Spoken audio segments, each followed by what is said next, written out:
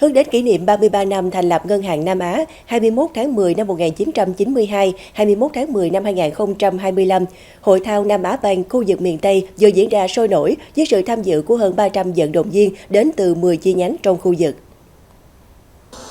Các vận động viên tranh tài ở nhiều bộ môn hấp dẫn như bóng đá, cầu lông, kéo co, pickleball, bóng bàn và bơi lội, tạo nên bầu không khí thi đua sôi nổi, gắn kết tinh thần đồng đội và lan tỏa năng lượng tích cực trong toàn hệ thống. Hội thao không chỉ là dịp rèn luyện sức khỏe, giao lưu học hỏi, mà còn thể hiện tinh thần đoàn kết, năng động, phát triển của tập thể Nam Á Bank, hướng tới mục tiêu phục vụ khách hàng ngày càng chuyên nghiệp, tận tâm hơn.